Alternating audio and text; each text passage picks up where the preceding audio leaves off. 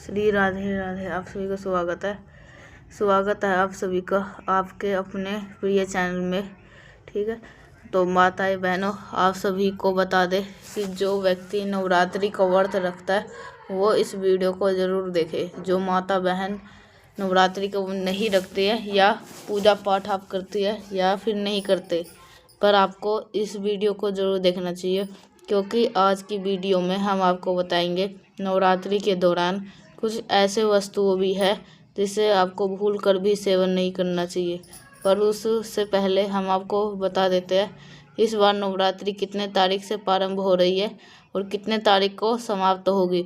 माताएं बहनों, आज की वीडियो आप पूरा ज़रूर देख लेना, क्योंकि आज की वीडियो देखा खास ज्ञानवर्धक होने वाली है। अगर माता दुर्गा को मानते हैं तो इस वीडियो को लाइक कर दीजिए और जय माँ अम्बे, जय माँ दुर्गा ज़रूर लिख दीजिए। ऐसा लिखने से भी आपकी हर मनोकामना इच्छा पूरी हो जाएगी, क्योंकि आज की वीडियो बहुत ही खास और ज्ञानवर्धक होने वाली है। आप सभी को हाथ जोड़ के निवेदन है, क्योंकि महासा उपाय है ये, तो आप इस महा उपाय को पूरा ज़रूर देखिएगा। कि माताएं बहनों, इस चैत्र 29 मार्च को शाम के 4:27 करके 30 मार्च को दोपहर के 12:49 तक रहने वाली है। उदया तिथि के चलते चैत नवरात्रि की शुरुआत 30 मार्च को होगी और उसका समापन 6 अप्रैल को होगा। 30 मार्च से चैत नवरात्रि का शुभ आरंभ होने जा रहा है। शास्त्रों में चैत नवरात्रि का विशेष महत्व बताया गया है। ये त्योहार वसंत ग्रंथ में आता है और माँ दुर्गा के 9 स्वरूप को समर्पित होता है। नवरात्रि का अर्थ है नवरात्रि, जिसमें माँ दुर्गा के 9 अलग अलग स्वरूप की आराधना होती है। कहते हैं इन पावन दिनों पे देवी की उपासना से मनोवांछित फल की प्राप्ति हो जाती है। इस दौरान माँ शैलपुत्री, ब्रह्मचारिणी, चंद्रघंटा, कुशपांडा, स्कंद माता, कैत्यायनी, कलरात्रि, महागौरी और सिद्धदात्री की पूजा की। यह माँ के 9 दिन माँ दुर्गा के समर्पित है। इस अवधि में माता रानी की पूजा करने से जीवन भर सुख समृद्धि का वास और धन धान्य की वृद्धि होती है। माताएं बहनों, नवरात्रि के पहले दिन कलश स्थापना है। इससे देवी योग ये जो कि महा उपाय है। तो आप सभी को इस वीडियो को मान्यता के अनुसार कलश को ब्रह्मा, विष्णु, महेश और मातृ गण का वास बताया गया। इसकी स्थापना करने से जातकों को शुभ परिणाम की प्राप्ति होती है। इस बार नवरात्रि के पहले दिन इंद्र योग के साथ साथ हस्त नक्षत्र का भी सहयोग रहेगा। इससे कलश स्थापना करने का और भी सहयोग माना। यह शुभ मुहूर्त से लेकर कलश स्थापना की विधि को जानते हैं। घस्त स्थापना का शुभ मुहूर्त चैत नवरात्रि की शुरुआत प्रतिपदा तिथि पर घस्त स्थापना यानी कि कलश स्थापना के साथ होती है। इस चैत नवरात्रि घस्त स्थापना के लिए 2 शुभ मुहूर्त रहेंगे। 30 मार्च को सुबह 6:13 से सुबह 10:22 तक घस्त स्थापना का शुभ मुहूर्त है। फिर आप दोपहर 12:01 से दोपहर के 50 तक आपको अभिजीत मुहूर्त में घस्त स्थापना कर सकते हैं। नवरात्रि के दौरान अक्सर लोगों को कुछ ऐसे चीज़ों के खाने की सलाह दी जाती है जो कि चीज़ों को ऊर्जावान बनाए रखती है। व्यक्ति को लंबे वक्त तक व्यक्ति को भूख भी लगने नहीं देता है। अपने डाइट में कुछ ऐसे चीज़ों को भी जोड़ लेते हैं जो कि सेहत को नुकसान पहुंचाती है।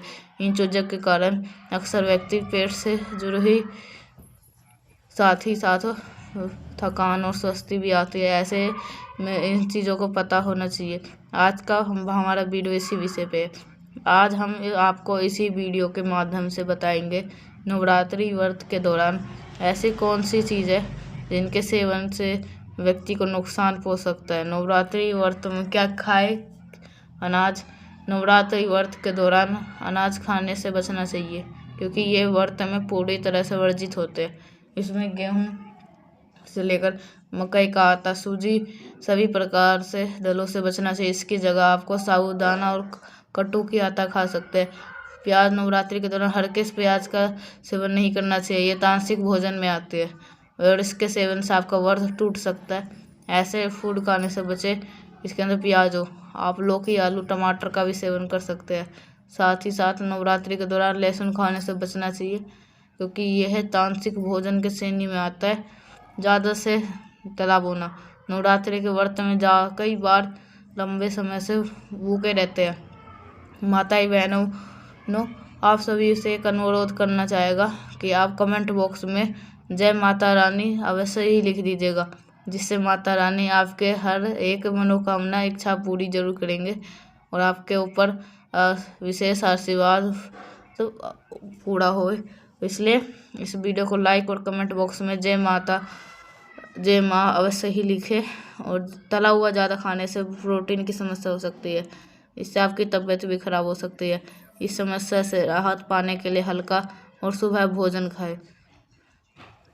नवरात्र में निम्न चीज़ नहीं खाना चाहिए। मांसाहारी भोजन, मांस, मछली, अंडे और अन्य मांसाहारी उत्पाद या भोजन तामसिक ऊर्जा को बढ़ाते हैं और आध्यात्मिक विकास को विजाती करते हैं। तो आपको मांसाहारी भोजन खाने से देवी की पूजा का फल नहीं मिलता है। मांसाहारी भोजन से शरीर में नकारात्मक ऊर्जा आता है और मन अशांत होता है। शराब और नशीली पदार्थ, वाइन और अन्य नशीले पदार्थ नकारात्मक ऊर्जा को बढ़ाते हैं और माँ को अशांत करते हैं।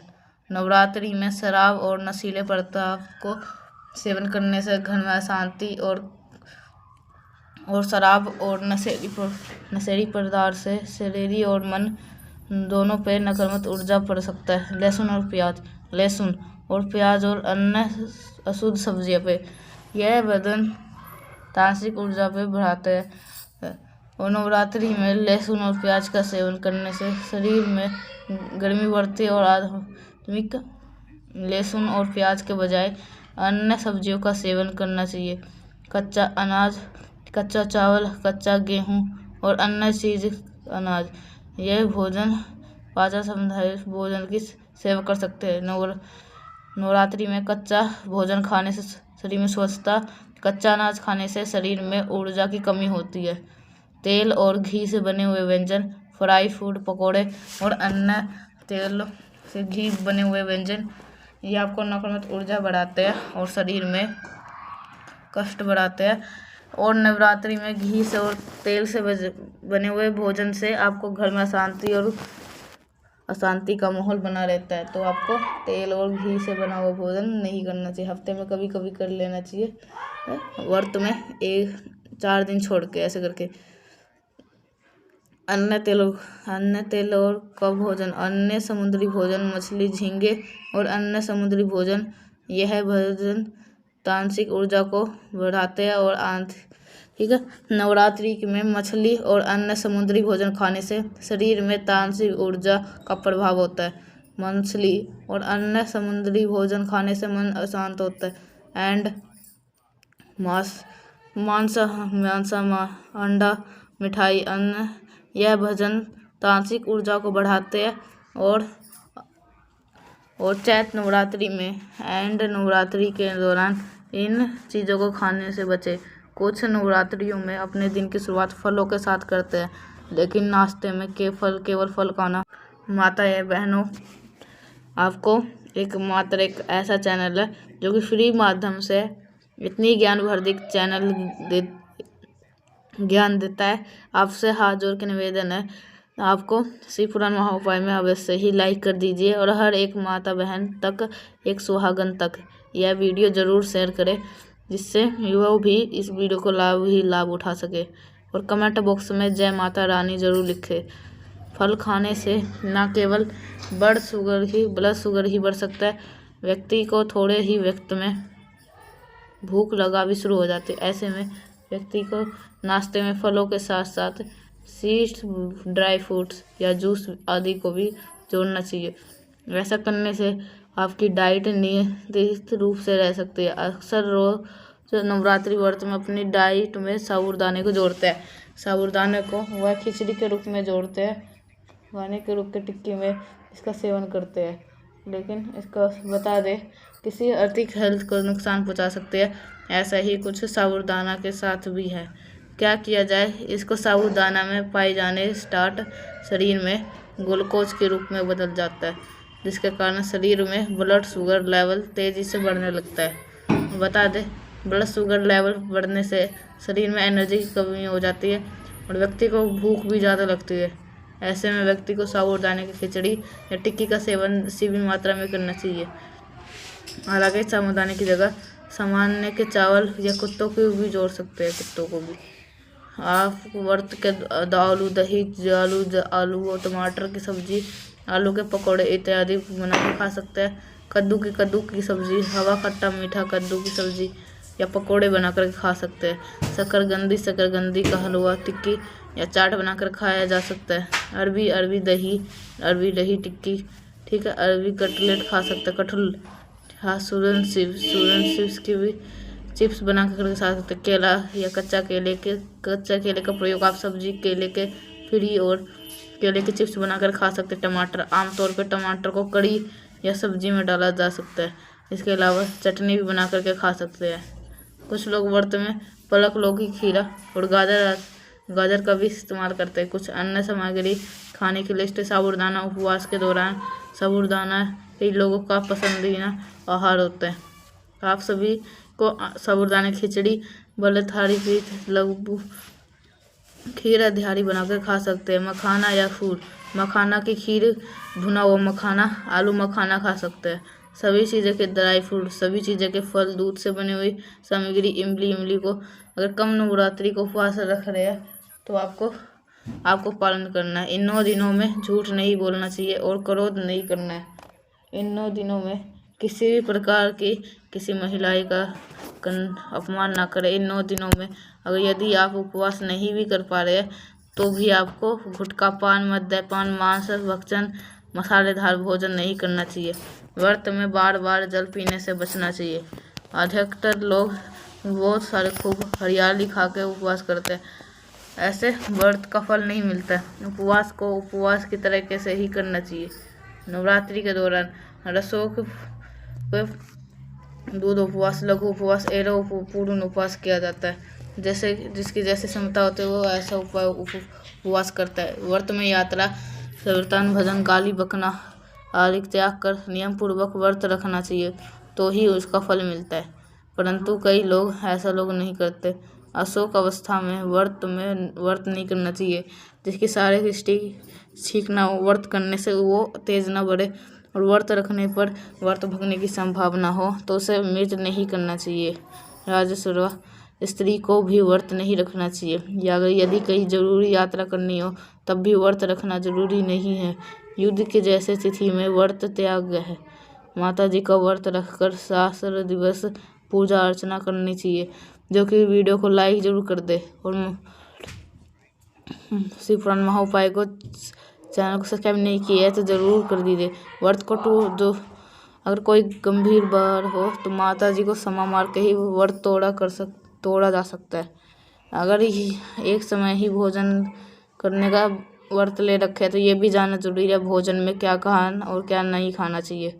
जैसे कि नवमी के दिन लौकी नहीं खाते हैं, सप्तमी, अष्टमी में और नवमी के दिन व्रत का पालन कर रहे हैं तो व्रत का उद्यापन जरूर करें और 9 कन्याओं को भोजन कराकर उन्हें दक्षिणा जरूर देना चाहिए, तभी व्रत का फल मिलता है। तो आपको रोज़ सुबह नवरात्रि के दौरान करना चाहिए। मित्रों, आप आगे बढ़ने से पहले आप सभी से हाथ से निवेदन है, आपको शिव पुराण महाउपाय चैनल पे आप सभी लाइक जरूर कर दे और हर एक माता बहन का शेयर जरूर करें जिन्होंने कि जिस जीवन में दुख, समस्या, दर्द खत्म होने का नाम नहीं ले रहे, ये व्यक्ति को ये वीडियो देखने की ज़रूरत है। तो आपको जो कि आपको, तो अब आगे बात करते हैं कि और व्रत में आपको ये सारी चीज़ नहीं खानी, नहीं तो व्रत जिससे हर कोई इस वीडियो को लाभ उठा सके आपके। और ठीक है, तो अब आपको साथ ही साथ कमेंट बॉक्स के नीचे जय माँ दुर्गा जरूर लिखें। माँ दुर्गा के दरबार के अंदर आपकी हाजिरी लग जाए। आप बात करते हैं आपको कौन सा उपाय करने चाहिए। दोस्तों, नवरात्रि के दौरान होता है। नवरात्रि के दौरान इन 9 दिनों के तो सुबह सूर्यदेव को जल जरूर अर्पित करें। अगर सूर्यदेव को जल अर्पित करते हैं उसके अंदर लाल चीज़ जरूर डालें ताकि माँ दुर्गा का आपके संपूर्ण आशीर्वाद प्राप्त होगा। ठीक है, तो अब मिलते हैं नेक्स्ट पैसा, तब तक के लिए आप सभी को श्री राधे राधे। मिलते हैं नेक्स्ट पैसा, तब तक के लिए आप सभी को श्री राधे राधे।